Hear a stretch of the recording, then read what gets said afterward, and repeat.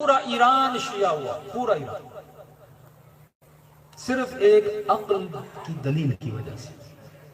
معاشرے میں کیسی فضا بناؤ، علم کی فضا، ہر مسلمان بیٹھے اپنے عقیدوں کو ڈسکس کرے اور اسے حق کا انتخاب ہونا چاہیے۔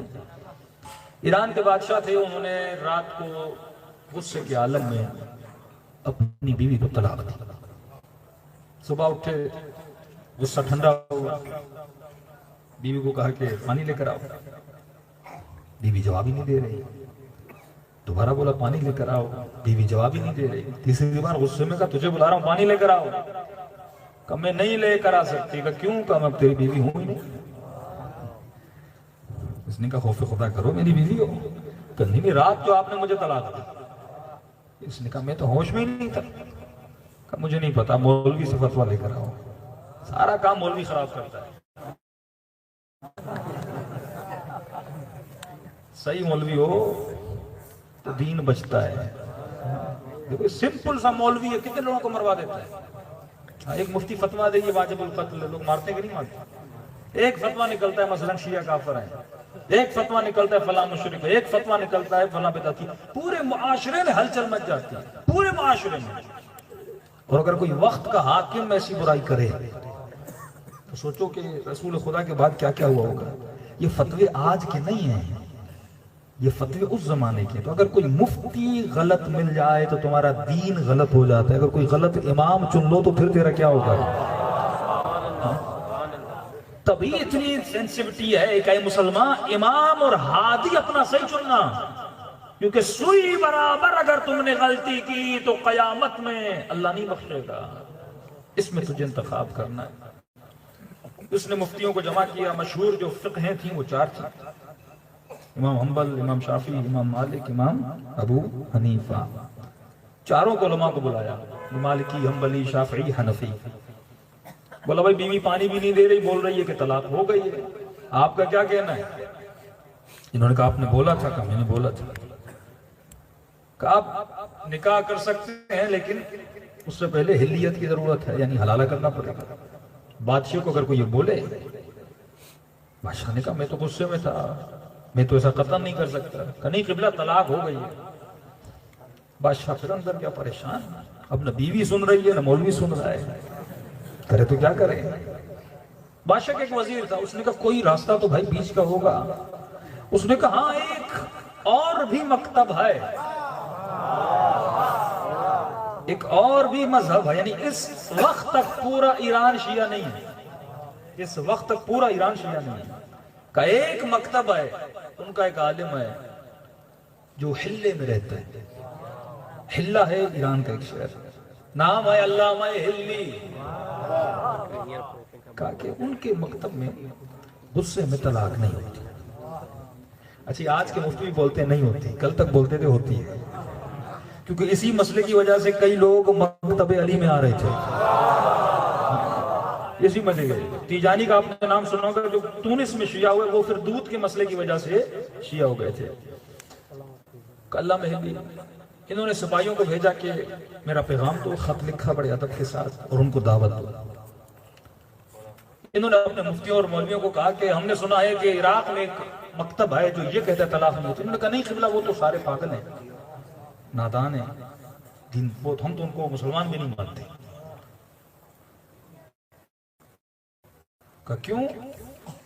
کہا بس وہ دین سے خارج ہیں اور انہوں نے جو دلیلیں دی اپنی۔ انہوں نے کہا ٹھیک ہے میں پھر بھی اس کو بلانا چاہتا ہوں، میں تمہاری دلیلیں بھی سنوں گا، اس کی دلیلیں بھی سنوں گا۔ اب ظاہر ہے وہ تو پوری کوشش کرے گا بیوی بچ جائے نا۔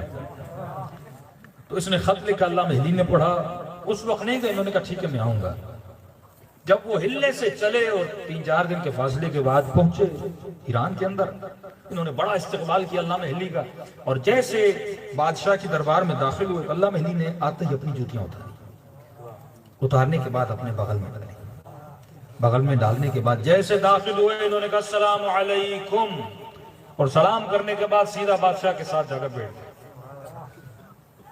چاروں مفتی اور مولوی دیکھنے کے لیے، قبلہ ہم نے کہا تھا نا یہ بڑے بے وقوف ہوتے ہیں، ہم نے کہا تھا نا یہ بڑے نادان ہوتے ہیں۔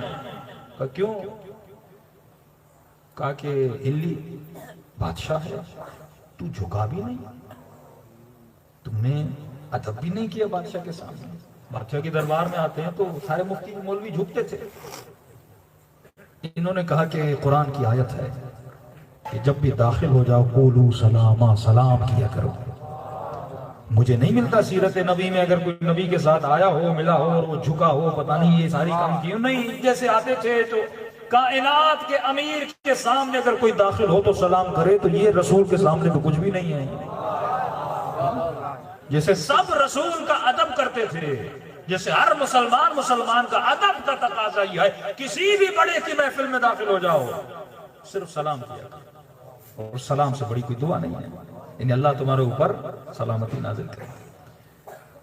بیٹھے کہ اچھا چلو، اس پہ تو آپ نے قرآن کی آیت پڑھ دی کہ یہ کیسا ادب ہے کہ تم نے جوتیاں اپنے بغل میں رکھی ہوئی ہیں. جوتیاں کیوں بغل میں رکھی ہیں؟ کہ کیونکہ میں نے سنا ہے کہ رسول کی دربار میں ایک شخص کی جوتیاں چوری ہو گئی تھی اور وہ امام ابو حنیفہ نے چوری کی تھی. تو لہذا آپ اس کے ماننے والے بیٹھو کہیں میری جوتی نہ چوری کر. انہوں نے کہا کہ یہ کیسی باتیں کر رہے ہیں؟ قبلہ ہم تو کہہ رہے تھے نا یہ بڑا پاگل ہے. تو بادشاہ نے کہا کیوں؟ یہ کہہ رہا ہے امام ابو حنیفہ نے جوتی، وہ تو رسول کے زمانے میں تھے، تو وہ جوتیاں کیسے چوری کریں گے؟ تو اللہ میرے کہا نہیں تھے. کہا نہیں وہ تو کوئی 200-250 سال بعد میں پیدا ہوا. انہوں نے تو نہ کسی صحابی کو دیکھا نہ تابعی کو دیکھا. وہ کیسے؟ اچھا شاید مجھ سے غلطی ہو گئی. وہ امام مالک تھے نا، اس نے جوتی چوری کی تھی.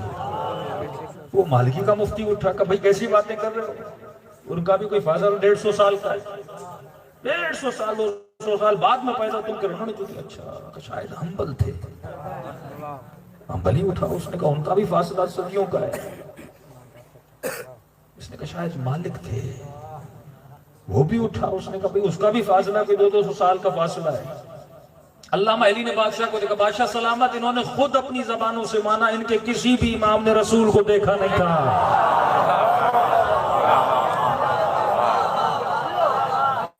ان کا کوئی بھی امام رسول کے زمانے میں تھا ہی نہیں.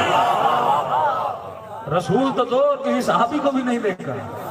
اتنا فاصلہ ہے ان کا. تو بادشاہ نے کہا بھائی میرے طلاق کا مسئلہ ہے، تم کن مسئلوں میں اڑ گئے ہو؟ مجھے یہ بتاؤ میری بیوی کی طلاق ہوئی ہے کہ نہیں ہوئی ہے؟ انہوں نے کہا باتیں قبلہ آپ کی بات پر.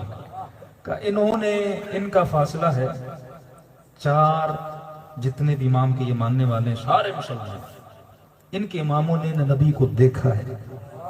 2 سال کا فاصلہ ہے. لیکن میں اس کا ماننے والا ہوں جو نفس نبی ہے. میں نے دین اس سے لیا جس نے رسول کو دیکھا ہے، جو رسول کے ساتھ رہا ہے. کہ میرے علی فرماتے ہیں کہ طلاق نہیں ہوئی. کہ اگر 4 مولویوں میں مختلف ہونا آپ اس کی بات نہیں مانتے ہو. یہ تو 4 اماموں کا اختلاف ہے جنہوں نے نبی کو دیکھا ہی نہیں ہے، تو آپ اس کی بات کو کیسے مان سکتے ہو؟ دوسرا انہوں نے کہا طلاق کے لیے گواہوں کا ہونا ضروری ہے. جب تک 2 گواہ نہ ہوں تو طلاق ہوتی نہیں. گواہ ہونے چاہیے ساتھ میں. صحت عقل اور ارادے کے ساتھ بندہ کیا کرے؟ طلاق دے. بادشاہ نے ان سب سے کہا کہ یہ بات صحیح ہے کہ گواہ ہونے چاہیے. انہوں نے روایتیں پڑھی، حدیثیں پڑھی. لیکن جو اصل بات بادشاہ کو کھٹکی تو اس نے کہا بھائی یہ اس کی بات کر رہا ہے جس نے نبی کو دیکھا ہے، وہ اس کی بات کر رہے ہیں جنہوں نے نبی کو دیکھا ہی نہیں ہے. تو ابھی آپ یہ دیکھیں نا، پوری امت نے جس کو امام بنایا ہے، ایک لاجیکل بات ہے. تو آپ کے علماء جس ذریعے سے لوگوں کو ہدایت دیتے تھے وہ عقل کا وار ہوتا تھا. اور مولا کا خود فرمانے نحن ابناء الدلیل، تو عقل کا عقل والا ہے، نقل والا